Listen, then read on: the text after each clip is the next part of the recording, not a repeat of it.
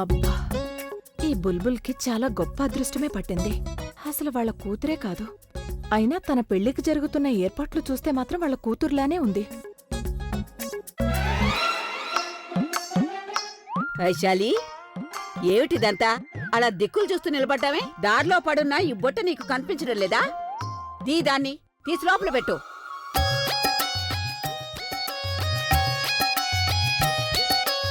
నాకెప్పుడు ఏదో పని చెప్తూనే ఉంటారే. ఎంత చక్కగా తయారో ఇచ్చాను. పని మనిషిలా కనిపిస్తున్నానా ఏంటి? వైశాలి, ఏమైనా సహాయం చేయమంటావా? ఆంటీ గారు, మీతో ఇలాంటి పనులు చేయించడం బాగుండదనుకోండి. అయినా ఇప్పుడు మీరు మా కుటుంబంలో ఒకరైపోయారుగా. మీరీ పని చేయొచ్చు. ఇదిగో తీసుకోండి. వైశాలి, ఒక్క పని కూడా ఒంటరిగా చేయలేవా నువ్వు? అంటే వియ్యాల వారితో పని చేయిస్తావా?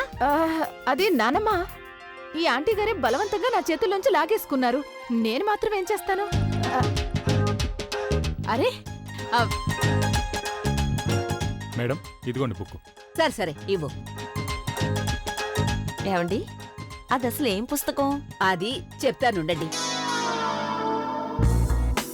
ప్రజ్ఞ, ఒకసారి ఇలా రామ్మా.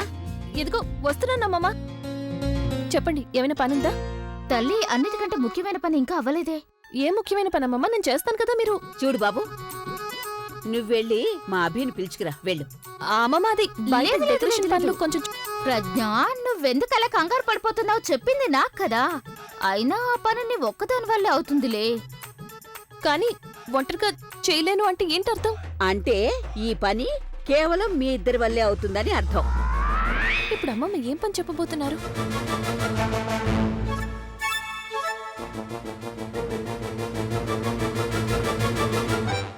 అమ్మమ్మ, అది బయట డెకరేషన్ పనులు కొంచెం చూడాలి. నేను చూసొస్తాను. ఉండమ్మా, ఉండు. అదేదో వైశాలి చూసుకుంటుందిలే. నువ్విప్పుడు మా దగ్గరే ఉండాలి. నేను లేకుండా మీరు ఏ పని చేయలేరని నాకు తెలుసు. ఏదైనా పని ఉందని అడిగితే ఏం లేదు అని నన్ను పంపించారు. ఇప్పుడు రమ్మన్నారు. It's okay. బాగా అన్నావు. ఈ పని నువ్వు లేకుండా ఎవరి వల్ల కాదు. సరే, ఇంతకీ పనేంటో చెప్పండి. చిటికేస్తే చాలా అయిపోతుంది. నువ్వు ఆ పని చేయగలిగితే బాగుంటుంది. ఓ, అంటే ఏదో ఇంపార్టెంట్ పని అన్నమాట. కష్టమైంది అయి ఉంటుంది. అవునబి, చాలా ఇంపార్టెంట్ పనే. ఒక్క నిమిషం. ఇలారా, ఇలారా. అక్కడికి ఎందుకమ్మమ్మ? ఇక్కడ బానే ఉందిగా. కాదు కాదు, వెళ్ళమ్మా, వెళ్ళు. అయ్యో నానమ్మ, నేను ఒక ఇంపార్టెంట్ పనిలో ఉన్నాను. సగంలో వదిలేశాను. ముందు అది పూర్తి చేసి వస్తాను. ఇక్కడే నిలబడు. మళ్ళీ ఏదో కొత్త నాటకం జరుగుతోంది ఇక్కడ. మళ్ళీ ఏదో కాన్ఫరెన్స్ జరుగుతుందేమో. ఇదిగో బుక్. అరే, నా చేత నువ్వు కథ చదివించి ఎంటర్టైన్మెంట్ చేయించాలనుకుంటున్నావా? అదేం కాదు, మా ఎంటర్టైన్మెంట్ కాదు. ముందు ముందు ఒకరు రాబోతున్నారు కదా, వాళ్ళని ఎంటర్టైన్మెంట్ చేయడం కోసం, వాళ్ళకి కథలు చెప్పడం కోసం ఈ పుస్తకం వాళ్ళ కోసమే. ఇందులో కేవలం పేర్లు మాత్రమే ఉన్నాయి. అమ్మా, అలాంటి వాళ్ళది నిజమైన ప్రేమ కాదు, అది వ్యామోహం. ఎగ్జాక్ట్లీ చిన్నత్త. నిజంగా ప్రేమించుకున్న వాళ్ళు అలా చేయరు. ఎంత మనసు విరిగిపోతే కన్న కూతుర్ని పట్టుకొని మా దృష్టిలో చచ్చిపోయా ఉంటుందా తల్లి? అది సరే అమ్మా, తన కూతురుతో తన మాట అనేటప్పుడు ఆమె మాటల్లో వ్యథ, కళ్ళల్లో బాధ గమనించావమ్మా? పెద్దబాబుకు బర్త్డే విషెస్ చెప్పు కూడా వెళ్ళాం కదా. ఊరికే ఎలా కాలిపోతుంది? మంట పెడితేనో పడితేనో తగలబడుతుంది.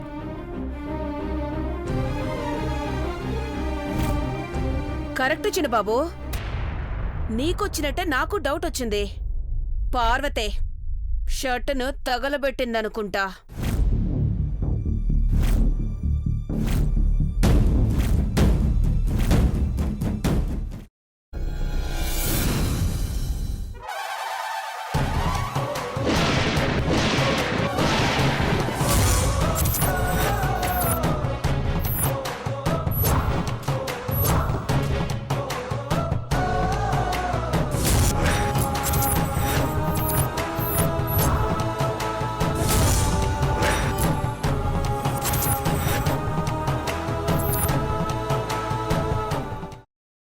తర్వాత పొట్టు తీసేసి చాప్ చేసి పక్కన పెట్టుకోవాలి.